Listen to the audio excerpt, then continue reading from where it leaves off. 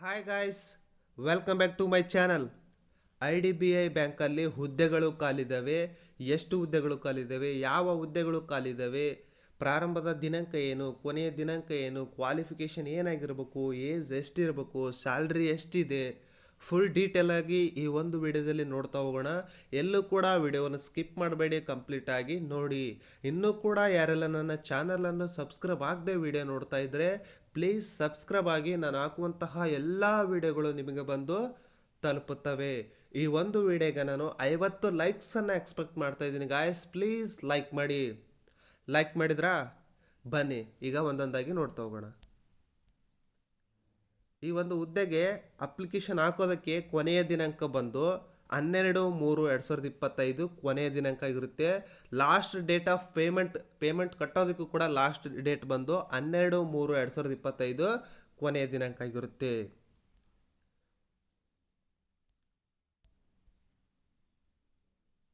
ಇಲ್ಲಿ ನೋಡ್ತಾ ಇರ್ಬೋದು, ಹಲವಾರು ಸ್ಟೇಟ್ಗಳಲ್ಲಿ ಅಂದರೆ ಸೌತ್ ಆ್ಯಂಡ್ ವೆಸ್ಟ್ ಝೋನಲ್ಲಿ ಹುದ್ದೆಗಳು ಖಾಲಿ ಇದ್ದಾವೆ. ಇಲ್ಲಿ ಹಲವಾರು ಸ್ಟೇಟ್ಗಳಲ್ಲಿ ಹುದ್ದೆಗಳು ಖಾಲಿ ಇದ್ದಾವೆ. ಈ ಅಹಮದಾಬಾದು, ಭೋಪಾಲು, ಬೆಂಗಳೂರು, ಚೆನ್ನೈ, ಹೈದರಾಬಾದು, ಮುಂಬೈ, ನಾಗ್ಪುರ, ಕೊಚ್ಚಿ, ಪುಣೆ, ಆಮೇಲೆ ಭುವನೇಶ್ವರ್, ಪಟ್ನಾ, ಚಂಡೀಗಢ, ಡೆಲ್ಲಿ, ಕೋಲ್ಕತ್ತಾ, ಲಕ್ನೋ, ಈ ಒಂದು ಝೋನ್ಗಳಲ್ಲಿ ಹುದ್ದೆಗಳು ಖಾಲಿ ಇದ್ದಾವೆ. ಇಲ್ಲಿ ನಾವು ಗಮನಿಸ್ಬೋದು, ಬೆಂಗಳೂರು ಅಂದರೆ ಕರ್ನಾಟಕದಲ್ಲೂ ಕೂಡ ಹುದ್ದೆಗಳು ಖಾಲಿ ಇದ್ದಾವೆ. ಆದ್ದರಿಂದ ಯಾರು ಕೂಡ ಭಯ ಪಡುವ ಅವಶ್ಯಕತೆ ಇಲ್ಲ. ನೀವು ಆರಾಮಾಗಿ ಅಪ್ಲಿಕೇಶನನ್ನು ಸಬ್ಮಿಟ್ ಮಾಡಬಹುದು. ಯಾಕಂದರೆ ಕರ್ನಾಟಕದಲ್ಲಿ ಬೆಂಗಳೂರಲ್ಲಿ ನಿಮಗೆ ಪೋಸ್ಟಿಂಗನ್ನು ಕೊಡ್ತಾರೆ. ಆದ್ದರಿಂದ ಒಂದು ಧೈರ್ಯ ಇರುತ್ತೆ. ಈಗ ಬೇರೆ ಸ್ಟೇಟ್ಗಳಲ್ಲಿ ಕೊಟ್ಬಿಡ್ತಾರೇನೋ ಅಂತಂದೇಳಿ ಭಯ ಪಡುವ ಅವಶ್ಯಕತೆ ಇಲ್ಲ. ಕರ್ನಾಟಕದಲ್ಲಿ ಕೊಡ್ತಾರೆ, ಅದು ಬೆಂಗಳೂರಲ್ಲಿ ಪೋಸ್ಟಿಂಗನ್ನು ನಿಮಗೆ ಕೊಡ್ತಾ ಹೋಗ್ತಾರೆ. ಆದ್ದರಿಂದ ಈ ಒಂದು ಹುದ್ದೆಗೆ ನೀವು ಅಪ್ಲಿಕೇಶನನ್ನು ಸಬ್ಮಿಟ್ ಮಾಡಬಹುದು. ನೆಕ್ಸ್ಟ್, ಈ ಒಂದು ಹುದ್ದೆಗೆ ಕ್ವಾಲಿಫಿಕೇಷನು, ಏಜು ಮತ್ತು ಯಾವಾಗ ಎಕ್ಸಾಮ್ ಇರುತ್ತೆ, ಎಷ್ಟು ವೇಕೆಂಟ್ ಇದ್ದಾವೆ ಎಲ್ಲ ಫುಲ್ ಡೀಟೇಲಾಗಿ ನೋಡ್ತಾ ಹೋಗೋಣ. ಇಲ್ಲಿ ಈ ಒಂದು ಹುದ್ದೆಗೆ ಯಾವುದಾದ್ರೂ ಒಂದು ಡಿಗ್ರಿ ಆಗಿರ್ಬೋದು. ಈಗ BCom ಆದರೂ ಆಗಿರ್ಬೋದು, BBM ಆದರೂ ಆಗಿರ್ಬೋದು, BA ಆದರೂ ಆಗಿರ್ಬೋದು, BSc ಆದರೂ ಆಗಿರ್ಬೋದು, ಯಾವುದಾದ್ರೂ ಒಂದು ಡಿಗ್ರಿ, ಅದು ರೆಕಗ್ನೈಸ್ಡ್ ಯೂನಿವರ್ಸಿಟಿ ಆಗಿರ್ಬೇಕು. ಆ ಒಂದು ಯೂನಿವರ್ಸಿಟಿಲಿ ನೀವು ಈ ಒಂದು ಡಿಗ್ರಿನ ಕಂಪ್ಲೀಟ್ ಮಾಡಿರ್ಬೇಕು. ಈ ಒಂದು ಹುದ್ದೆಗೆ ಏಜ್ ಎಷ್ಟಿರ್ಬೇಕಪ್ಪ ಅಂತಂದರೆ 20 ವರ್ಷದಿಂದ 25 ವರ್ಷದೊಳಗಿನ ಎಲ್ಲ ಅಭ್ಯರ್ಥಿಗಳು ಕೂಡ ಈ ಒಂದು ಹುದ್ದೆಗೆ ಅರ್ಜಿಯನ್ನು ಸಲ್ಲಿಸಬಹುದು. ಆನ್ಲೈನಲ್ಲಿ ಎಕ್ಸಾಮ್ ಯಾವಾಗ ಕಂಡಕ್ಟ್ ಮಾಡ್ತಾರೆ ಅದನ್ನು ಕೂಡ ಇವ್ರು ಏನು ಮಾಡಿದ್ದಾರೆ, ಮೆನ್ಷನ್ ಮಾಡಿಬಿಟ್ಟಿದ್ದಾರೆ. ನೋಡ್ತಾ ಇರ್ಬೋದು ನೀವು, 6 ಏಪ್ರಿಲ್ 2025 ಎಕ್ಸಾಮನ್ನು ಕಂಡಕ್ಟ್ ಮಾಡ್ತಾರೆ. ಆನ್ಲೈನ್ ಮುಖಾಂತರ ನಿಮಗೆ ಎಕ್ಸಾಮನ್ನು ಕಂಡಕ್ಟ್ ಮಾಡ್ತಾರೆ. ಆ ಎಕ್ಸಾಮನ್ನು 6 ಏಪ್ರಿಲ್ 2025 ಎಕ್ಸಾಮನ್ನು ಕಂಡಕ್ಟ್ ಮಾಡ್ತಾರೆ. ಎಷ್ಟು ಹುದ್ದೆಗಳು ಖಾಲಿ ಇದ್ದಾವೆ? 650 ಹುದ್ದೆಗಳು ಇಲ್ಲಿ ಖಾಲಿ ಇದ್ದಾವೆ. ಎಷ್ಟು ಹುದ್ದೆಗಳು? 650 ಹುದ್ದೆಗಳು ಇಲ್ಲಿ ಖಾಲಿ ಇದ್ದಾವೆ. ಅದರಲ್ಲಿ 260 ಹುದ್ದೆಗಳು ಜನರಲ್ ಕ್ಯಾಟಗರಿಯವರಿಗೆ, 260 ಹುದ್ದೆಗಳು ಜನರಲ್ ಕ್ಯಾಟಗರಿಯವರಿಗೆ ಇದ್ದಾವೆ. SC ಅಭ್ಯರ್ಥಿಗಳಿಗೆ 100 ಹುದ್ದೆಗಳು ಖಾಲಿ ಇದ್ದಾವೆ. ST ಅಭ್ಯರ್ಥಿಗಳಿಗೆ 54 ಹುದ್ದೆಗಳು ಖಾಲಿ ಇದ್ದಾವೆ. EWS ಅಂದರೆ ಎಕನಾಮಿಕಲಿ ವೀಕರ್ ಸೆಕ್ಷನ್ ಅವರಿಗೆ 65 ಹುದ್ದೆಗಳು ಖಾಲಿ ಇದ್ದಾವೆ.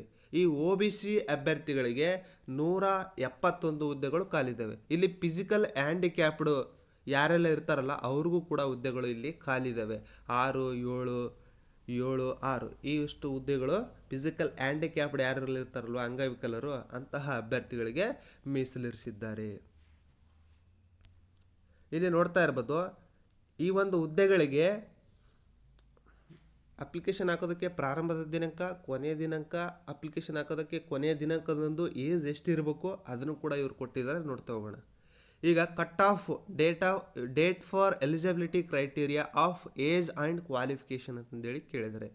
ಮಾರ್ಚ್ 1, 2025 ನೀವು 20 ವರ್ಷದಿಂದ 25 ವರ್ಷದೊಳಗೆ ಇರ್ಬೇಕು ನೀವು. ಅರ್ಥ ಆಯ್ತಾ? 20 ವರ್ಷದಿಂದ 25 ವರ್ಷದೊಳಗಡೆ ಇರ್ಬೇಕು ನೀವು. ಅಂತಹ ಅಭ್ಯರ್ಥಿಗಳು ಮಾತ್ರ ಈ ಒಂದು ಹುದ್ದೆಗೆ ಅರ್ಜಿಯನ್ನು ಸಲ್ಲಿಸಬಹುದು. ಮಾರ್ಚ್ 1, 2025 ನೀವು ಡಿಗ್ರಿಯನ್ನು ಕಂಪ್ಲೀಟ್ ಮಾಡಿರ್ಬೇಕು. ಅರ್ಥ ಆಯ್ತಾ? ನೆಕ್ಸ್ಟ್, ಈ ಒಂದು ಹುದ್ದೆಗಳಿಗೆ ಆನ್ಲೈನ್ ಮುಖಾಂತರ ನೀವು ಅಪ್ಲಿಕೇಶನ್ ಸಬ್ಮಿಟ್ ಮಾಡಲು ಪ್ರಾರಂಭದ ದಿನಾಂಕ ಮಾರ್ಚ್ 1, 2025 ಪ್ರಾರಂಭದ ದಿನಾಂಕ ಆಗಿರುತ್ತೆ. ಅದೇ ರೀತಿಯಾಗಿ ಕೊನೆಯ ದಿನಾಂಕ ಬಂದು 12 ಮಾರ್ಚ್ 2025 ಕೊನೆಯ ದಿನಾಂಕ ಆಗಿರುತ್ತೆ. ಆದ್ದರಿಂದ ಬಹಳ 15 ದಿನ ಮಾತ್ರ ಟೈಮ್ ಕೊಟ್ಟಿದ್ದಾರೆ. ಆದಷ್ಟು ಬೇಗ ಅಪ್ಲಿಕೇಶನನ್ನು ಹಾಕೋದಕ್ಕೆ ಶುರು ಮಾಡಿ. ನೆಕ್ಸ್ಟ್ ಈ ಒಂದು ಹುದ್ದೆಗೆ ಎಕ್ಸಾಮ್ ಯಾವತ್ತಿರುತ್ತಂತಂದು ನಾನು ಆಲ್ರೆಡಿ ಹೇಳಿದ್ದೀನಿ. 6 ಏಪ್ರಿಲ್ 2025 ಎಕ್ಸಾಮನ್ನು ಕಂಡಕ್ಟ್ ಮಾಡ್ತಾರೆ. ಅದು ಆನ್ಲೈನ್ ಮುಖಾಂತರ ನಿಮಗೆ ಎಕ್ಸಾಮನ್ನು ಕಂಡಕ್ಟ್ ಮಾಡ್ತಾರೆ. ನೆಕ್ಸ್ಟ್ ಎಲಿಜಿಬಿಲಿಟಿ ಕ್ರೈಟೀರಿಯಾ ಹೇಳಿದ್ನಲ್ಲ, ಮಾರ್ಚ್ 1, 2025 ಒಳಗಡೆ ನೀವು ಡಿಗ್ರಿಯನ್ನು ಕಂಪ್ಲೀಟ್ ಮಾಡ್ಕೋಬೇಕು. ನೆಕ್ಸ್ಟ್ ಕ್ವಾಲಿಫಿಕೇಷನ್ ಕೂಡ ಯಾವುದಾದ್ರೂ ಒಂದು ಡಿಗ್ರಿಯನ್ನು ಕಂಪ್ಲೀಟ್ ಮಾಡಿರ್ಬೇಕು, ಅದು ರೆಕಗ್ನೈಸ್ಡ್ ಯೂನಿವರ್ಸಿಟಿಯಲ್ಲಿ. ಮತ್ತು ನಿಮಗೆ ಕಂಪ್ಯೂಟರಲ್ಲಿ ಪ್ರೊಫಿಷಿಯನ್ಸಿ ಇರಬೇಕು, ನಿಮ್ಮದು ಫಾಸ್ಟಾಗಿ ವರ್ಕ್ ಮಾಡೋದಕ್ಕೂ ಕೂಡ ಬರ್ತಾ ಇರಬೇಕು. ಮತ್ತು proficiency in regional language will be preferred ಅಂತಂದೇಳಿ ಹೇಳಿದ್ದಾರೆ. ಈಗ ಕರ್ನಾಟಕ ಅಂತಂದರೆ ಬೆಂಗಳೂರಲ್ಲಿ almost all Kannada, English, Hindi ಈ 3 ಲ್ಯಾಂಗ್ವೇಜಸ್ಗಳು ನಿಮ್ಗೆ ಗೊತ್ತಿದ್ದರೆ ಸಾಕು.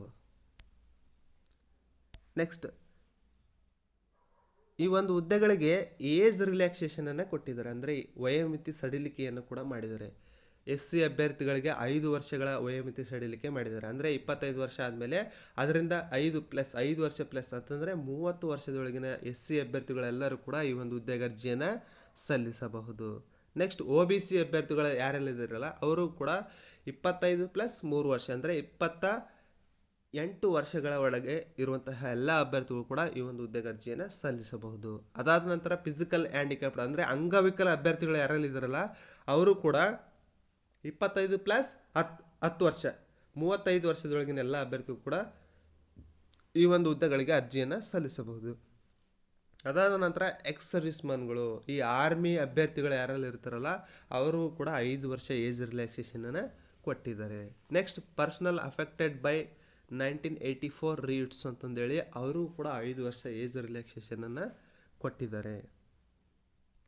ನೆಕ್ಸ್ಟ್ ಈ ಒಂದು ಹುದ್ದೆಗಳಿಗೆ ಅಪ್ಲಿಕೇಶನ್ ಫೀಸ್ ಎಷ್ಟಿದೆಪ್ಪ ಅಂತಂದರೆ ನೋಡ್ತಾ ಇರ್ಬೋದು ನೀವು, 250 ರೂಪಾಯಿ SC ST ಅಂಗವಿಕಲ ಅಭ್ಯರ್ಥಿಗಳಿಗೆ 250 ರೂಪಾಯಿ ಅಪ್ಲಿಕೇಶನ್ ಫೀಸ್ ಇದೆ.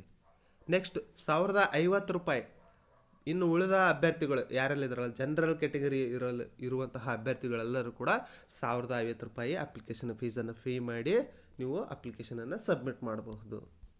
ನೆಕ್ಸ್ಟ್ ಈ ಒಂದು ಹುದ್ದೆಗಳಿಗೆ ಯಾವ ರೀತಿಯಾಗಿ ಅಪ್ಲಿಕೇಶನ್ ಸಬ್ಮಿಟ್ ಮಾಡಬೇಕು ಅನ್ನೋದನ್ನು ಕೂಡ ಅವರು ಗೈಡ್ಲೈನ್ಸನ್ನು ಕೊಟ್ಟಿದ್ದಾರೆ. ಈ ಒಂದು PDF ನಿಮ್ಗೆ ಏನಾದರೂ ಬೇಕಾಗಿತ್ತಪ್ಪ ಅಂತಂದರೆ ನನ್ನ ವಿಡಿಯೋ ಡಿಸ್ಕ್ರಿಪ್ಷನ್ ಬಾಕ್ಸ್ನಲ್ಲಿ ನನ್ನ ಟೆಲಿಗ್ರಾಮ್ ಚಾನಲ್ ಲಿಂಕ್ ಕೊಟ್ಟಿರ್ತೀನಿ. ಆ ಟೆಲಿಗ್ರಾಮ್ ಚಾನಲ್ ಲಿಂಕನ್ನು ಕ್ಲಿಕ್ ಮಾಡಿ ನೀವು ನನ್ನ ಟೆಲಿಗ್ರಾಮ್ ಚಾನಲ್ ಜಾಯ್ನ್ ಆಗಿ ಈ ಒಂದು PDF ಡೌನ್ಲೋಡ್ ಮಾಡಿಕೊಂಡು ನೀವು ಯಾವ ರೀತಿಯಾಗಿ ಅಪ್ಲಿಕೇಶನ್ ಹಾಕಬೇಕು ಅನ್ನೋದನ್ನು ಕೂಡ ನೀಟಾಗಿ ನೋಡಿಕೊಂಡು ನೀವು ಅಪ್ಲಿಕೇಶನನ್ನು ಸಬ್ಮಿಟ್ ಮಾಡಬಹುದು. ಹಲವಾರು ದಿನನಿತ್ಯ ಯಾವುದಾದ್ರೂ ಒಂದು ಹುದ್ದೆಗಳ ಬಗ್ಗೆ ಮಾಹಿತಿಯನ್ನು ನಾನು ಟೆಲಿಗ್ರಾಮ್ ಚಾನಲಲ್ಲಿ ಮತ್ತು ನನ್ನ ಯೂಟ್ಯೂಬ್ ಚಾನಲಲ್ಲಿ ನಾನು ಡೈಲಿ ಅಪ್ಡೇಟನ್ನು ಮಾಡ್ತಾ ಇರ್ತೀನಿ. ಆದ್ದರಿಂದ ಎಲ್ಲ ಅಭ್ಯರ್ಥಿಗಳು ನನ್ನ ಯೂಟ್ಯೂಬ್ ಚಾನಲ್ ಸಬ್ಸ್ಕ್ರೈಬ್ ಆಗಿ ಮತ್ತು ಅದೇ ರೀತಿಯಾಗಿ ನನ್ನ ಟೆಲಿಗ್ರಾಮ್ ಚಾನಲನ್ನು ಕೂಡ ಜಾಯ್ನ್ ಆಗಿ ಡೈಲಿ ಅಪ್ಡೇಟನ್ನು ನಾನು ನೀಡ್ತಾ ಇರ್ತೀನಿ. ನಿಮಗೇನಾದರೂ ಡೌಟ್ಸ್ಗಳು ಇತ್ತಪ್ಪ ಅಂತಂದರೆ ನನ್ನ ಈ ಒಂದು ವಿಡಿಯೋ ಕಮೆಂಟ್ ಬಾಕ್ಸಲ್ಲೂ ಕೂಡ ನೀವು ಕೇಳಬಹುದು. ನಿಮಗೆ ಪರ್ಸ್ನಲ್ ಆಗಿ ಕೂಡ ಮೆಸೇಜ್ ಕೂಡ ಮಾಡ್ಬೋದು. ನೀವು ಟೆಲಿಗ್ರಾಮಲ್ಲಿ ಬಂದು ಕಳಿಸಿ ನನಗೆ ಪರ್ಸ್ನಲ್ ಆಗಿ ಕೂಡ ಚಾಟ್ ಮಾಡಿ ನೀವು ನಿಮ್ಮ ಡೌಟ್ಸ್ಗಳನ್ನು ನೀವು ಕ್ಲಾರಿಫೈ ಮಾಡ್ಕೊಳ್ಬಹುದು. ಪೇಮೆಂಟ್ ಕೂಡ ಹೇಳಿದ್ದೀನಿ. ಇಲ್ಲಿ ಯಾವ ರೀತಿಯಾಗಿ ಅಪ್ಲಿಕೇಶನ್ ಹಾಕೋದು ಕೂಡ ಅದನ್ನು ಕೂಡ ಕೊಟ್ಟಿದ್ದಾರೆ. ನೀವು ಅದನ್ನು ಕೂಡ ನೋಡಿಕೊಂಡು ಅಪ್ಲಿಕೇಶನನ್ನು ಸಬ್ಮಿಟ್ ಮಾಡಿ, ಯಾವ ರೀತಿಯಾಗಿ ಸಬ್ಮಿಟ್ ಮಾಡಬೇಕು ಅನ್ನೋದನ್ನು ಕೂಡ ಅವರು ಕೊಟ್ಟಿದ್ದಾರೆ. ಇಲ್ಲಿ ಯಾವುದ್ಯಾವುದೋ ಡಾಕ್ಯುಮೆಂಟ್ಸ್ಗಳು ಬೇಕು ಅನ್ನೋದನ್ನು ಕೂಡ ಅವರು ಕೊಟ್ಟಿದ್ದಾರೆ. SSLC ಮತ್ತು 12th ಸ್ಟ್ಯಾಂಡರ್ಡ್, ಆಮೇಲೆ ಎಜುಕೇಷನ್ನು, ಸೆಕೆಂಡ್ PUC, 10th, ಆಮೇಲೆ ಕ್ಯಾಸ್ಟ್ ಸರ್ಟಿಫಿಕೇಟು ಎಲ್ಲ ಡಾಕ್ಯುಮೆಂಟ್ಸ್ಗಳು ಇರಬೇಕಾಗುತ್ತೆ ನೀವು. ನೆಕ್ಸ್ಟ್ ವರ್ಕ್ ಎಕ್ಸ್ಪೀರಿಯನ್ಸ್ನು ಕೂಡ ಕೇಳಿದ್ದಾರೆ. ಮತ್ತು ಫಿಸಿಕಲ್ ಹ್ಯಾಂಡಿಕ್ಯಾಪ್ಡ್ ಆಗಿದ್ದರೆ 40% ನೀವು ಹೊಂದಿರಬೇಕಾಗುತ್ತೆ.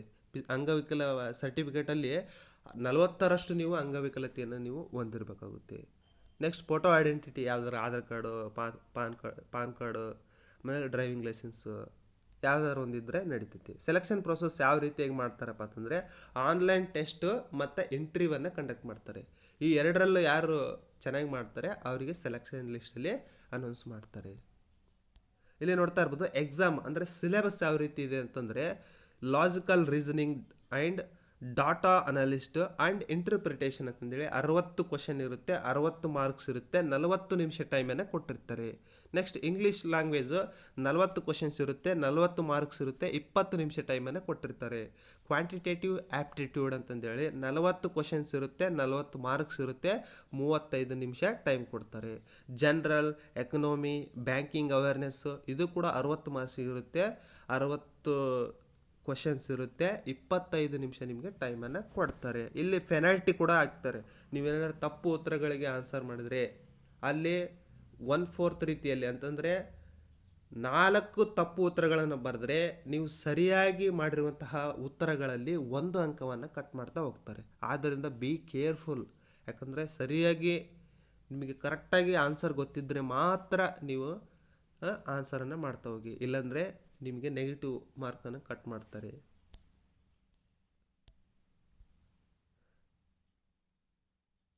ನೆಕ್ಸ್ಟು ಈ ಒಂದು ಹುದ್ದೆಗಳಿಗೆ ಇಲ್ಲಿ ವೆಬ್ಸೈಟ್ ಅಡ್ರೆಸ್ಸನ್ನು ನಾನು ಹೇಳ್ತೀನಿ. ಈ ಒಂದು ವೆಬ್ಸೈಟ್ ಅಡ್ರೆಸ್ಸಿಗೆ ಹೋಗಿ ನೀವು ಆನ್ಲೈನ್ ಮುಖಾಂತರ ನೀವು ಅಪ್ಲಿಕೇಶನನ್ನು ಸಬ್ಮಿಟ್ ಮಾಡಬೇಕಾಗಿರುತ್ತೆ. ನೋಡ್ತಾ ಇರ್ಬೋದು www.idbibank.in ಹೋಗಿ ನೀವು ಆನ್ಲೈನ್ ವಿಸಿಟ್ ಮಾಡಿ, ಆ ಒಂದು ವಿಳಾಸವನ್ನು ವಿಸಿಟ್ ಮಾಡಿ ಆನ್ಲೈನ್ ಮುಖಾಂತರ ನೀವು ಒಂದು PDF ನಾನು ಹೇಳಿದ್ನಲ್ಲ, ನನ್ನ ಟೆಲಿಗ್ರಾಮ್ ಚಾನಲಲ್ಲಿ PDF ಕೊಟ್ಟಿದ್ದೀನಲ್ಲ, ಅಲ್ಲಿ ಯಾವ ರೀತಿಗೆ ಅಪ್ಲೋಡ್ ಮಾಡ್ಬೇಕು ಅನ್ನೋದನ್ನು ಗೈಡ್ಲೈನ್ಸ್ ಕೊಟ್ಟಿದ್ದಾರೆ.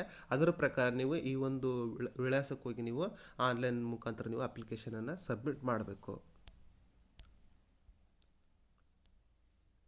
ಇಲ್ಲಿ ಕೆಲವೊಂದಷ್ಟು ಇನ್ಫಾರ್ಮೇಷನ್ ಕೊಟ್ಟಿದ್ದಾರೆ, ಅದನ್ನು ನೀವು ನೋಡ್ಕೊಳ್ಬಹುದು. ಈ ಒಂದು PDF ಅನ್ನು ನೀವು ಡೌನ್ಲೋಡ್ ಮಾಡಿಕೊಂಡು ಸರ್ವಿಸ್ ಬಾಂಡು ಅದೆಲ್ಲ ಕೊಡ್ತಾರೆ, ಅದನ್ನು ನೋಡ್ಕೋಬೋದು ನೀವು.